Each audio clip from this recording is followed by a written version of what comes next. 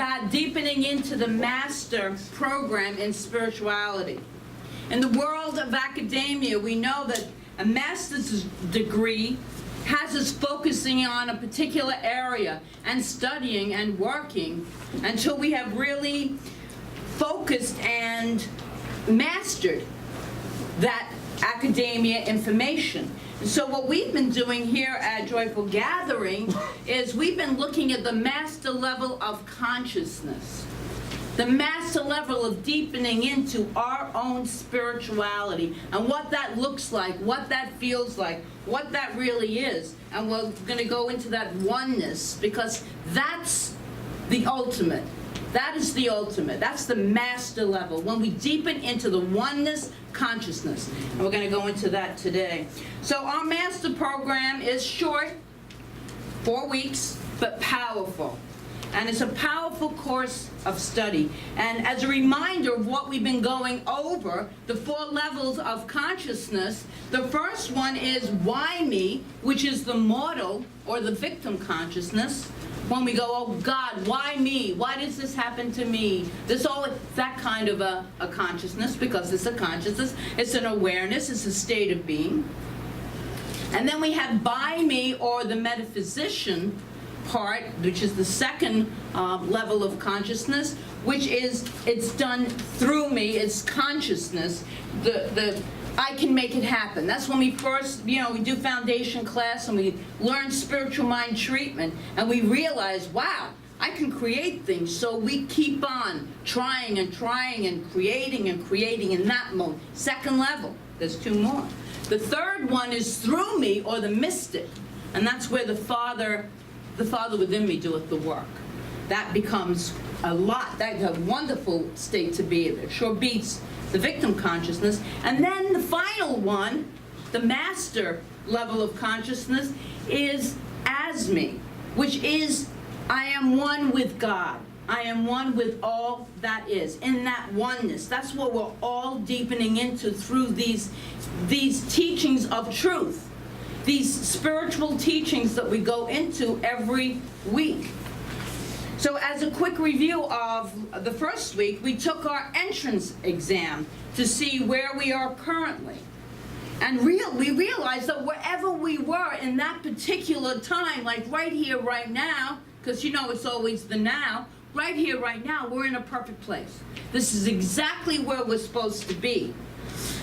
So in our spiral journey of evolution, we just remember, and wherever, like I just said, wherever we are in that moment, we are in the perfect moment to begin. There is no other moment. Ernest Holmes writes in the Science of Mind textbook, we can advance only by going from where we are to the place where we would like to be. The way to work is to begin right where we are. And through constantly applying ourselves to the truth, we gradually increase in wisdom, in understanding. And in this way alone will good results be obtained. If day by day we have a greater understanding and a clearer concept, we are moving into a realization of truth and applying it in our actions. Then we are on the right path, and eventually we shall be made free. And we always keep hearing that about free, being free. I want to be free. Well, as we go through our human experience, this whole human mortal experience that we are having, we are learning all of the time. But it depends on what we're focusing on. Are we focusing on the why me? And we can go in and out of all these 4 different stages of consciousness, because we do. We go in and out of all 4 of them. But it is that point of a situation happens, something happens in life, because it does. Now, remember the roller coaster of life. How are we viewing it? From what state of consciousness within us? Or is it, what can I learn from this? This stinks, but what can I learn from it? What can I learn to move forward?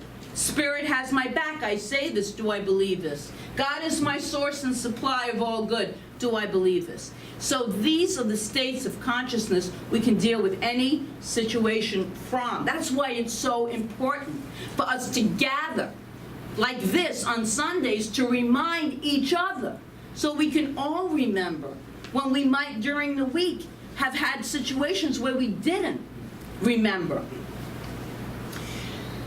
So then last week we explored living from the oneness by listening to divine guidance. If you were here last week, that was that internal still voice from within. How we can hone our ability to discern divine guidance from ego, fear, or other emotions, and it's a 3-step process. And if you remember it, first was to listen. The second was to follow or not to follow. And the third was observe the results.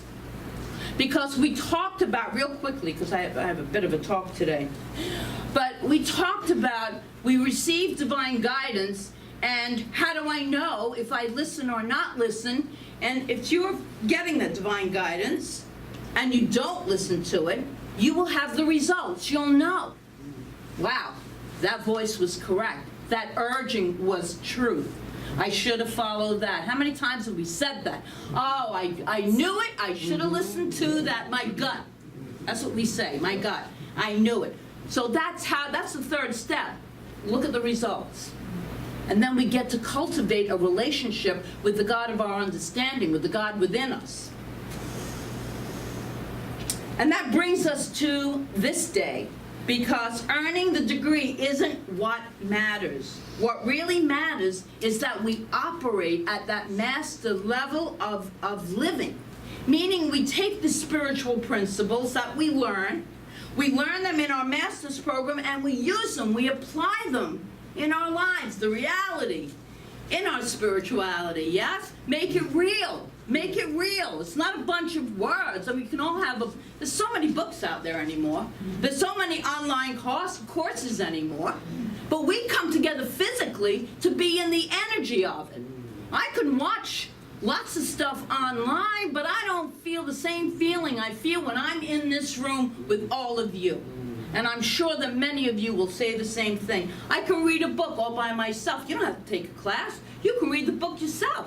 There's something about the interaction, the energy of that group that is so uplifting and life-changing.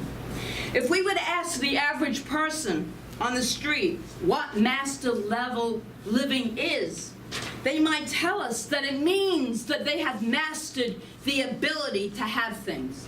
I'm a success. Look at my car, my house. Look at the houses. Look at all of my vacations that I go to.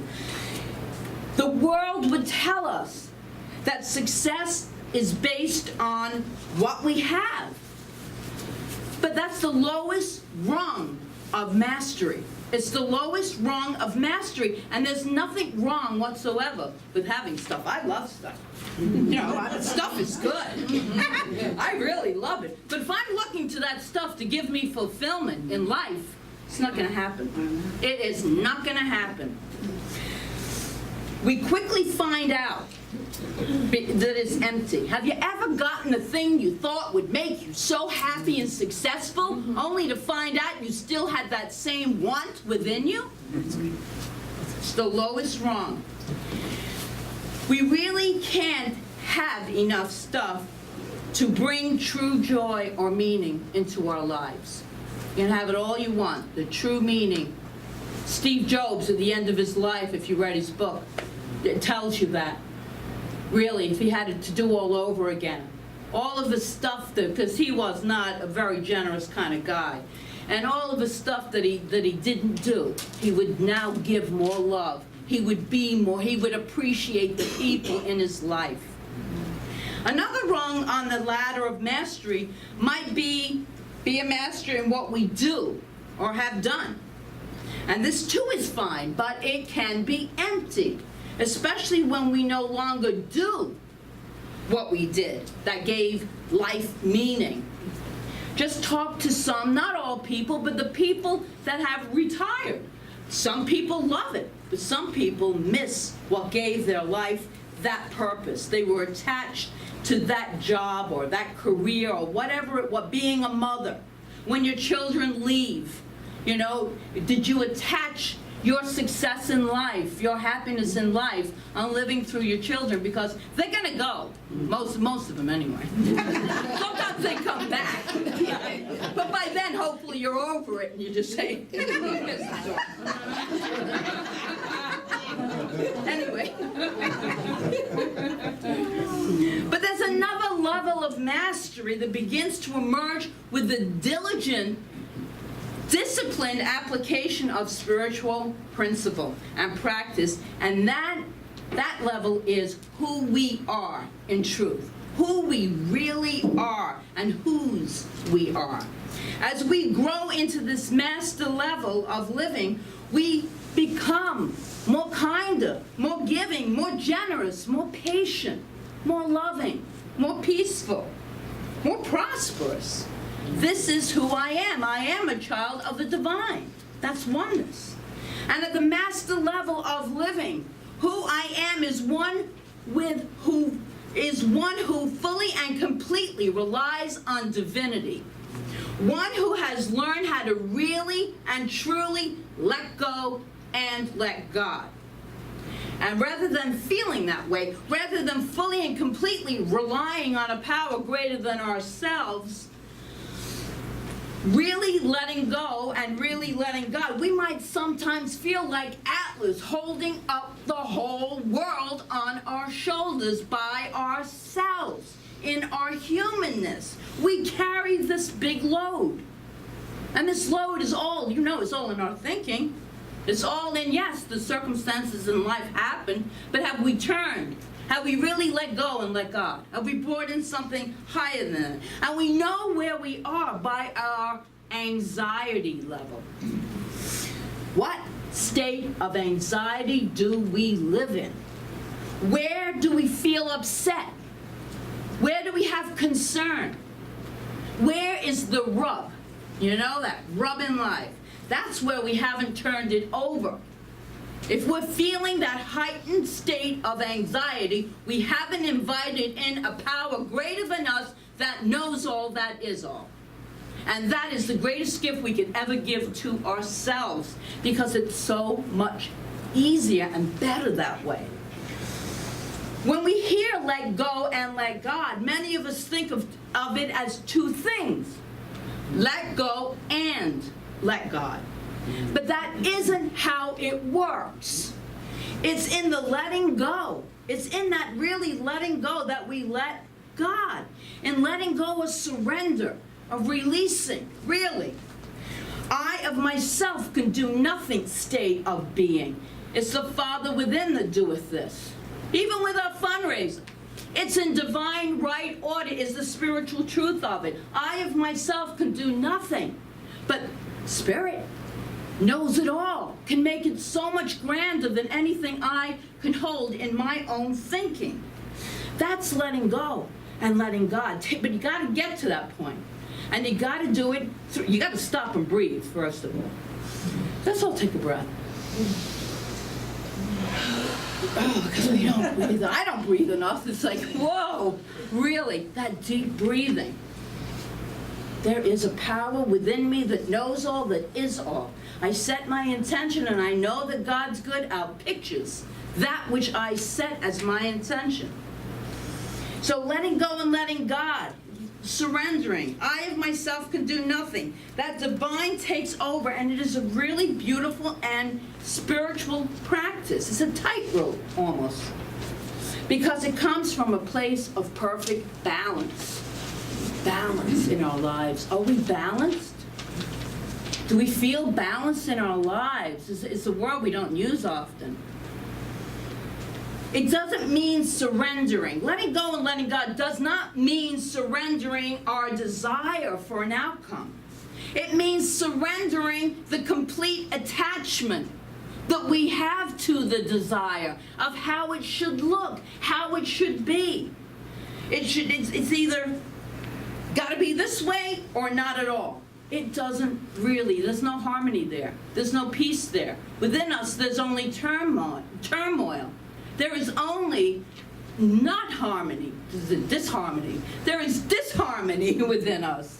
There is chaos that can take place within us, and we make ourselves insane. We make ourselves crazy. You either let go, you say, this is the way it's going to be, you hold your desire, and you let the universe do the how it's going to unfold. You take all the action steps. You don't let go of your dream. You don't let go of the dream. You hold that vision, and then you follow that divine guidance. And if there's any anxiety really that's involved, you give it to God. You take that breath and just say, I of myself can do nothing. Truly. Because you can't carry it anyway. You can try, and we do. And like I said before, there's a lot of chaos that goes on with that. And none of us has the infinite wisdom of the divine mind. It is so much greater than any of us. So we use our mind, but knowing that there is a mind greater than our own thinking, and we can tap into it. Holmes says there is one mind, that's God's mind, that's my mind right here and right now. And so you focus on your dream. I love that song. You focus on your dream. But only when you let go do you have access to the divine mind from which all ideas and inspirations come from. Remember that God's first currency is ideas. First currency. God thinks and so it is. Yes? God thinks and so it is. That's creation. Yes. So that's God's currency. Ideas. So this concept works in the minuscule details of our lives, and it works in the magnitude of our lives. And if it is done on the master's level, it is done with that peace, with that calmness, with that knowing that all is well. Even though it might look like chaos over here, actually all is well. All is in divine order. So we have a short story, a minuscule story, and then one that's a magnitude. So the minuscule comes from, anyone that's taken Prosperity Plus knows Mary Morrissey's work. And her son, she tells a story about her son, who was a junior in high school. And I love this story. He came home one day and said, Mom, I need $80. And at that time, they didn't have $80 just laying around. But rather than going into fear with saying that to her son, but in that defense that we take, I don't have $80, you know, what do you think, I made of money or whatever? Whatever you were told or said. The mother had the clarity, Mary had the clarity to ask, what do you need the $80 for? And her son informed her that he was renting a tuxedo, and that was the cost of it. And he wanted to rent that tux to go to the junior prom. So he needed $80. Quick on her feet, as Mary is. Mary said, well, son, you don't need $80. You need a tux. It can come in a lot of different ways. That's what she said to me. And I think that's really brilliant. I had to really stop and really think about that. It's really an incredible concept. It's a whole nother talk. But it is brilliant. But we look at what we want rather than what we think it has to be. So he didn't want $80, he did, but in reality, he wanted a tux. She continued. We don't know how to get the tux, but that's what you need, not $80. So keep focused on that and let go, surrender to God. He was brought up in all of these teachings. So she's a religious science minister. So he was brought up in these teachings. Let go and let God. And let's be open to the whole next week for a way for which this tuxedo will come be manifested for you. Let's stay open to God's ideas. And how this could happen. And she asks him, how does that sound? Frankly, it didn't sound that great to him. He was 16, and he wanted the $80. That's what he wanted, right then and right there, so he could go and reserve his tux. And the truth is that Mary, she really didn't want to do it that way either. It's so much easier just to have, and then, but they trusted. Aren't we like that though? Really? We want what we want in the way that we want it.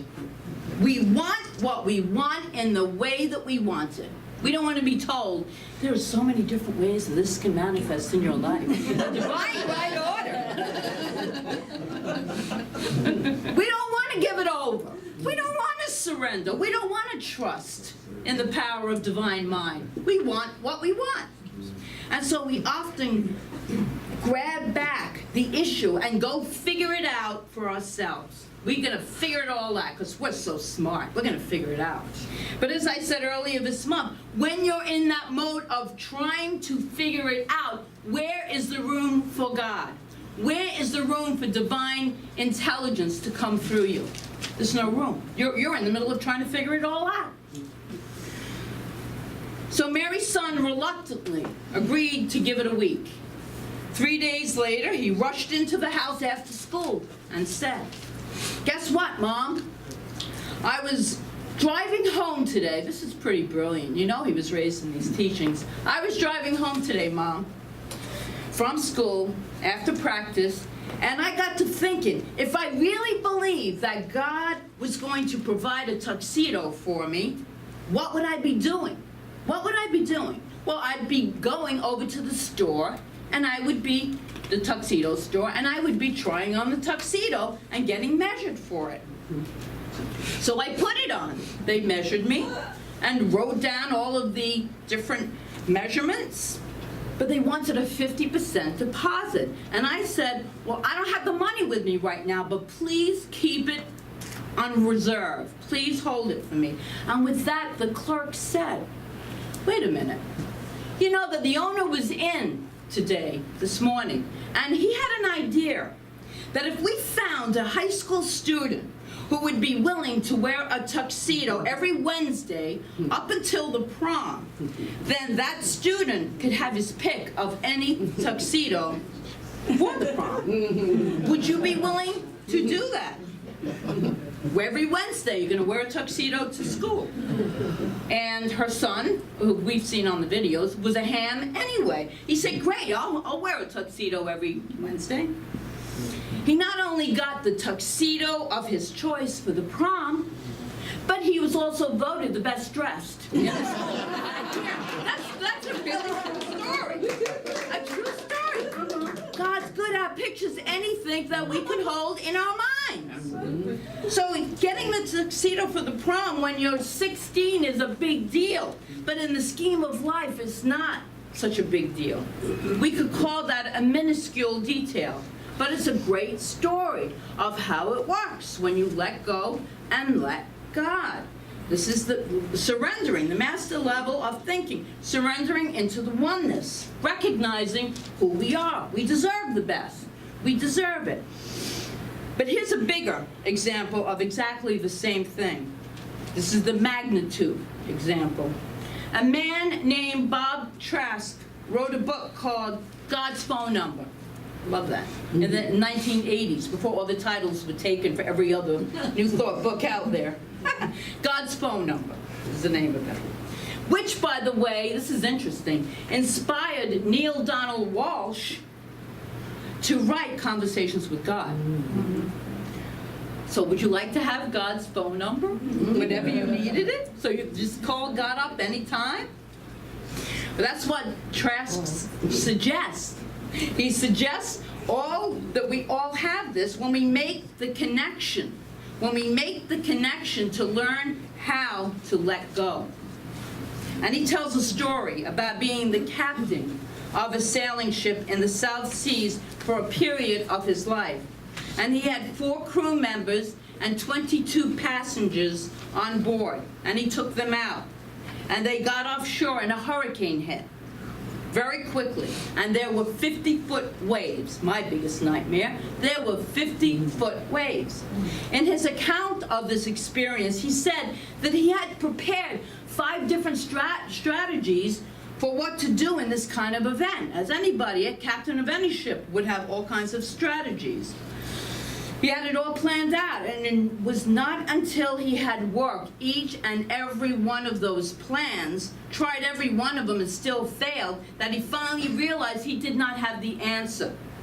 He wrote that the source he was relying on, which was his own mind, his skills, his ideas, did not have the information that he needed to save all of these people. He had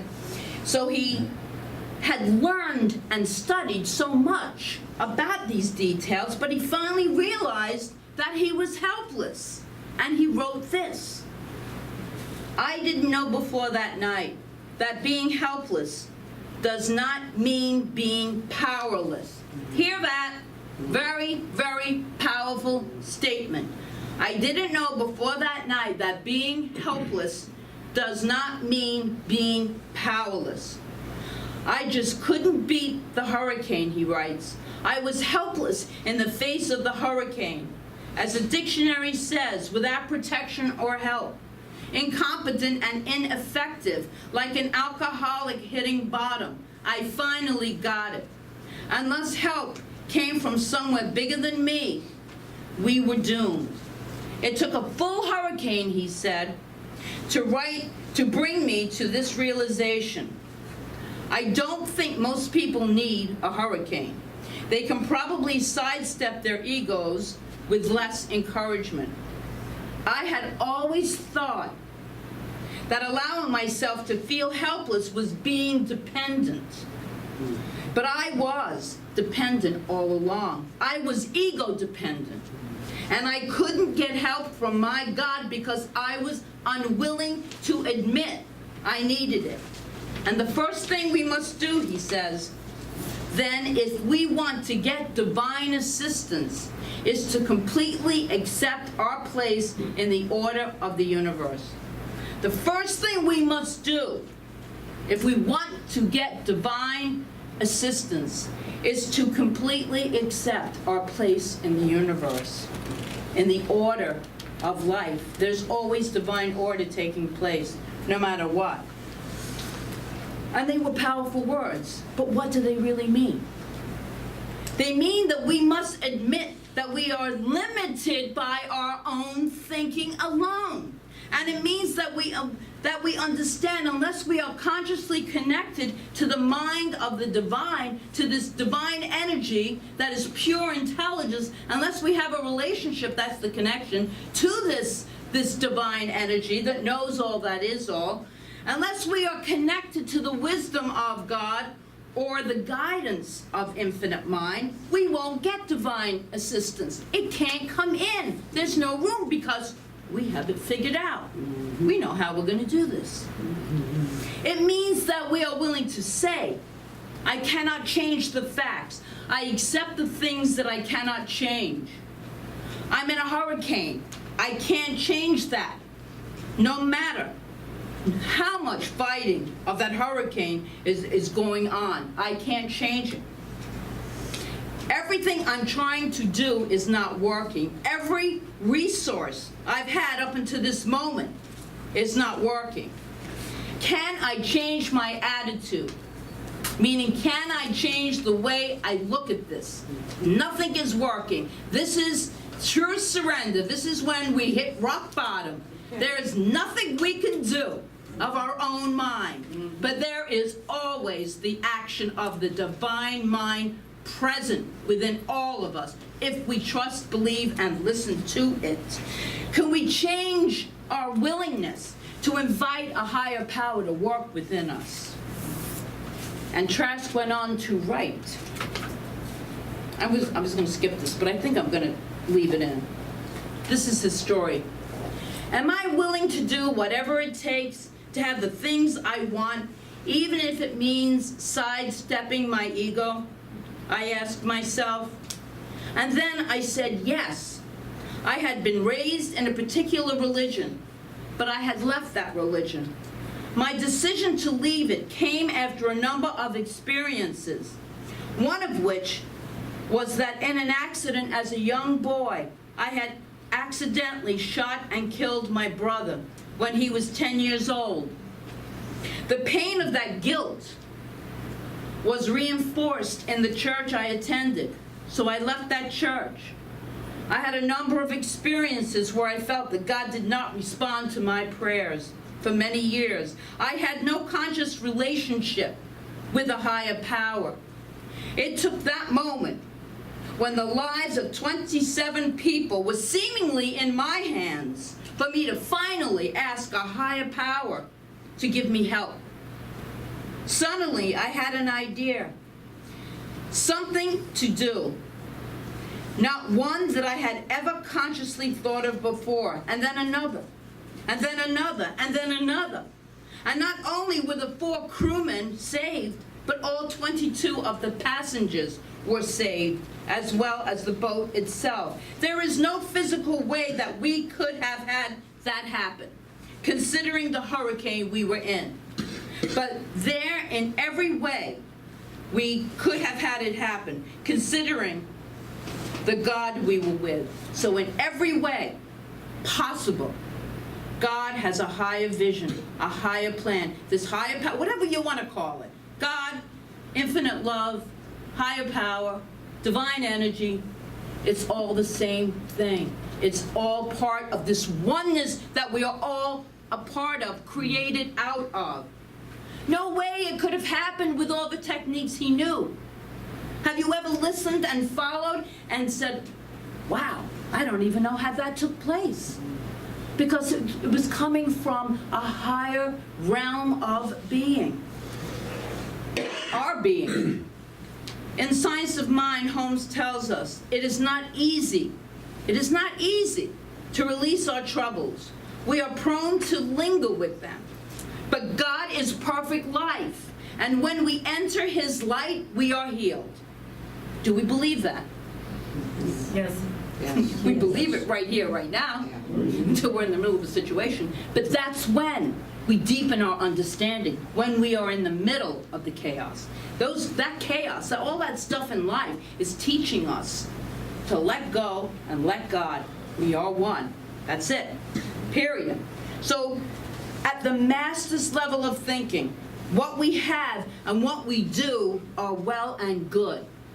But knowing who we are, who we truly are, children of the divine, creations of the infinite mind of God itself, that's what matters. That's what counts. And that's what letting go, letting God truly means. Because in that letting go, we get to know the oneness. We get to know there's something. Try it. If you don't believe me, like I said in the beginning, try it out. Do it your way. See how that works for you. How much peace do you have in your life? And so walking that whole tightrope of balance between being absolutely clear and following, knowing that your dreams, I love that that song was played, dreams are God-given. They are God-given, and we all have them within us. Each and every one of us has something within us that wants to be expressed, acknowledged. Give it to God. Give it to a higher power. Remember, the Master Teacher Jesus said to us, "Come to me, all who are heavy laden, and I will give you rest," which means come into the way I am offering you. Come into the path I have laid out before you. I have found a way where the yoke is easy and the burden is light. Let it go. Recognize the source of life that lives in and as you. Let go of the worry. Let go of the worry and just open up. You've done everything you know how to do. And when you've done everything that you know how to do, take a breath and just let it go. So it is.